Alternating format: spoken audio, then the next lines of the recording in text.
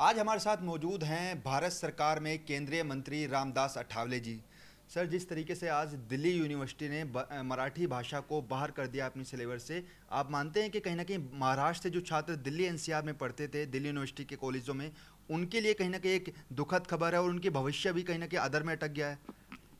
नहीं, मुझे लगता है कि अगर दिल्ली यूनिवर्सिटी ने पहले से अगर मराठी लैंग्वेज वहाँ रखी थी और दिल्ली शहर में हमारे मराठी लोगों की संख्या कम से कम 4 लाख से ज़्यादा लोग दिल्ली शहर में रहते हैं और दिल्ली यूनिवर्सिटी में मतलब काफ़ी स्टूडेंट पढ़ाई करते हैं, तो दिल्ली यूनिवर्सिटी ने पहले अच्छा निर्णय लिया था कि भाई यहाँ मराठी भाषा बोलने वाले काफ़ी स्टूडेंट है, तो वो मतलब मराठी भाषा को उनके सिलेबस में उन्होंने इंक्लूड किया था। लेकिन अगर अभी उनको बाहर करने की भूमिका अगर ले ली होगी तो ये अच्छी बात नहीं है।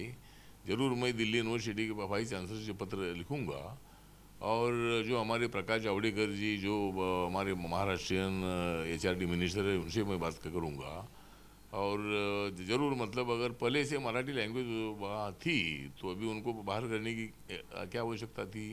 ये तो निर्णय मराठी लोगों पर अन्याय करने वाला है, तो इसीलिए ज़रूर मैं दोबारा दिल्ली यूनिवर्सिटी में मराठी लैंग्वेज को लाने की कोशिश मैं करूँगा। सर, आप मानते हैं कि महाराष्ट्र से भी काफ़ी ऐसे स्टूडेंट हैं जो दिल्ली यूनिवर्सिटी में पढ़ते हैं, चाहे हम गुड़गांव की बात करें, दिल्ली की बात करें, गाज़ियाबाद की बात करें, मान सकते हैं कि उनके लिए कहीं ना कहीं एक उनका जो भविष्य है वो अधर में अटक सकता है अगर ये फैसला आगे जारी रहा तो? न मतलब उनके लिए तकलीफ है ही, अगर यहाँ मराठी लोगों की बड़ी संख्या है स्टूडेंट की, तो ऐसे वक्त पर इसी तरह का निर्णय लेना ठीक बात नहीं थी, तो इसके लिए ज़रूर मैं दिल्ली यूनिवर्सिटी से बात करूंगा। चलिए बिहार की बात कर लेते हैं। बिहार के अंदर नीतीश कुमार ने 6वीं बार सीएम पद की शपथ ली है और एनडीए के साथ मिलकर सरकार बनाई है, क्योंकि तेजस्वी यादव पर जब सीबीआई की रेड पड़ी थी उसके बाद लगातार नीतीश कुमार के ऊपर तेजस्वी यादव के इस्तीफे का दबाव बन रहा था। आखिर में आके नीतीश कुमार ने इस्तीफा दिया और अब एनडीए के साथ जाकर सरकार बनाई है। आप मानते हैं कि नीतीश कुमार की घर वापसी है? हाँ, मुझे लगता है भाई नीतीश कुमार जी की घर वापसी है, क्योंकि नीतीश कुमार जी एनडीए में थे जब अटल बिहारी वाजपेयी जो प्राइम मिनिस्टर थे, तब वो एनडीए का एक पार्ट थे। जॉर्ज फर्नांडिस हो, शरद यादव हो, ये सब लोग मतलब एनडीए के साथ थे।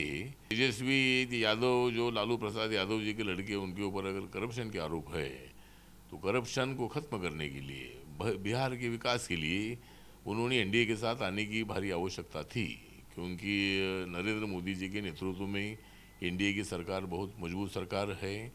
और जब विधानसभा का चुनाव हुआ था तो दो साल पहले, तब नरेंद्र मोदी जी ने 1,25,000 करोड़ रुपए बिहार के डेवलपमेंट के लिए अनाउंस किए थे। तो मुझे लगता है कि बिहार के विकास के लिए ये नीतीश कुमार जी का निर्णय बहुत ही अच्छा निर्णय है।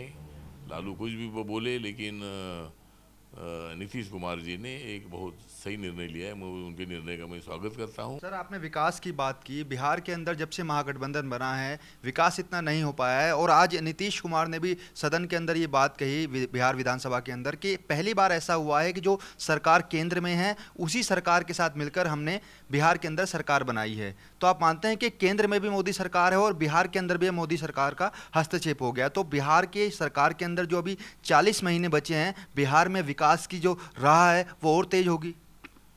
हाँ, मुझे लगता है कि जो मैंने बोला कि ये जिस तरह भी केंद्र में तो नरेंद्र मोदी जी की सरकार है, एनडीए की सरकार है, और नीतीश कुमार जी ने एनडीए के साथ आने का निर्णय बिहार के विकास के लिए ले लिया है। तो ज़रूर मतलब बिहार के डेवलपमेंट के लिए मैक्सिमम जो पैसा है, पैसा भारत सरकार का मिलेगा। जो भी योजनाएं नीतीश कुमार जी यहाँ दिल्ली में लाएंगे तो उनको इम्प्लीमेंट करने का काम, उनको सैंक्शन करने का जो काम है, उस काम के लिए पूरी हम भी मदद करेंगे और नरेंद्र मोदी जी उनको बहुत ही अच्छी तरह साथ देंगे और ज़रूर अभी बिहार का विकास बहुत अच्छी गति से आगे बढ़ेगा। सर, महागठबंधन के अंदर जो तीसरी पार्टी थी कांग्रेस, हालांकि काफ़ी कमज़ोर पार्टी थी, महज 27 विधायक उनके बिहार में थे, अब वो महागठबंधन टूट गया है। आप मानते हैं कि कांग्रेस की जो खोई हुई ज़मीन है, क्या कांग्रेस आने वाले समय में वो ज़मीन तलाश पाएगी? नहीं, मुझे लगता है कि भाई कांग्रेस तो ज़मीन की तलाश कर रही है, लेकिन वो पूरे ज़मीन पर कब्जा नरेंद्र मोदी जी ने किया है। चलिए सर, बिहार से दोबारा लौटकर दिल्ली आते हैं। दिल्ली के अंदर पार्लियामेंट के अंदर राज्यसभा में जिस तरह से जो समाजवादी पार्टी के सांसद हैं नरेश अग्रवाल, उन्होंने हिंदू देवी देवताओं के खिलाफ जो अभद्र टिप्पणी की, उसे किस तरीके से देखते हैं? नहीं, मुझे लगता है कि भाई नरेश अग्रवाल हो या कोई भी हो, यहाँ भारत देश बाबा साहब अम्बेडकर जी के संविधान पर चलता है। या हिंदू हो, मुसलमान हो, बुद्धिस्ट हो, ईसाई हो, सिख हो, जैन हो, सभी धर्म का आदर करने की भूमिका भारतीय संविधान ने अपने तत्वों में रखी है। तो किसी देव देवताओं का अपमान करने की आवश्यकता तो नहीं थी। मतलब वहाँ उनका कहना ये था कि भाई किसी ने ऐसा वॉल पर लिखा था, लेकिन अगर उन्होंने गलत लिखा है तो वो वहाँ हाउस में बताने की कोई आवश्यकता नहीं थी। सर, हमने लगातार उस दिन के बाद इस खबर को प्रमुखता से दिखाया, नरेश अग्रवाल के घर भी गए, उनका पक्ष जानने की कोशिश की, लेकिन नरेश अग्रवाल अपने घर के अंदर हमें नहीं मिले, ना ही हमारे कैमरे पर कुछ बोलने के लिए तैयार हुए। वहीं दूसरी तरफ नरेश अग्रवाल ने, जब हमने प्रमुखता से इस खबर को दिखाया, तो सुदर्शन न्यूज़ को बैन करने की मांग जो थी वो उन्होंने रखी, और करीबन 30 से 40 ऐसे सांसद हैं जिन्होंने हस्ताक्षर भी किए कि सुदर्शन न्यूज़ चैनल को बैन कर देना चाहिए।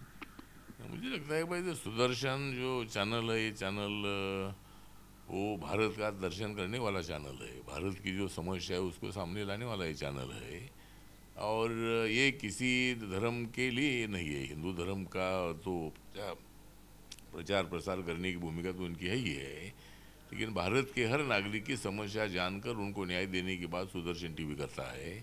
तो इसलिए उनकर बैन लगाने की मांग करना ये अच्छी बात नहीं है। मैं सुदर्शन टीवी को पूरा सपोर्ट करता हूँ, और सुदर्शन टीवी ने बहुत सारे इशू पर, मतलब आज तक लोगों के सामने बहुत सारे इशू लाए हैं।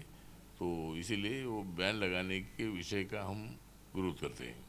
सर, इसके बाद अगर हम कांग्रेस के राज्यसभा सांसद जो हैं आनंद शर्मा, उन्होंने भी ये कहा था कि एक टीवी चैनल है जो हमें लगातार बदनाम कर रहा है। आप मानते हैं कि अगर सदन के अंदर की, उन्होंने ये बात तक कही कि सदन के अंदर जो एक विशेषाधिकार होता है हमने उसका प्रयोग किया, अगर आप विशेषाधिकार का गलत प्रयोग कर सकते हैं सदन के अंदर कि नहीं, हिंदू देवी देवताओं के खिलाफ अभद्र टिप्पणी कर रहे हैं? नहीं, मुझे लगता है कि हर एक मेंबर को क्या बोलना है वो जरूर अधिकार है, लेकिन दूसरे का अपमान करने का कोई अधिकार नहीं है। कोई प्रॉब्लमेटिक स्पीच देकर, भूमिका रखकर समाज में झगड़ा लगाने का काम करना ठीक नहीं है। और इसीलिए मुझे लगता है कि आनंद शर्मा जी अगर बोले भी होंगे, लेकिन सुदर्शन टीवी उनको बदनाम करने की कोशिश करने की कोई सवाल ही पैदा नहीं होता है।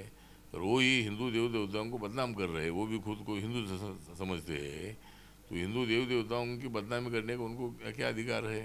तो इसीलिए मुझे लगता है कि वो कुछ भी बोले, लेकिन सुदर्शन टीवी ने जो भी दिखाया था वो तो सही था, और वो वहाँ अपमान हुआ था। मैं खुद हाउस में मौजूद था। हिंदू देव देवताओं का जानबूझकर अपमान करने की भूमिका उन्होंने वहाँ रखी थी, और इसका पूरे देश भर से विरोध भी हुआ था, और उनके मत से हम बिल्कुल सहमत नहीं है। तो बिल्कुल ये थे रामदास अठावले जी, जिन्होंने तमाम मुद्दों पर अपना पक्ष रखा। कैमरा पर्सन दीपक के साथ नमित त्यागी, सुदर्शन न्यूज़, दिल्ली।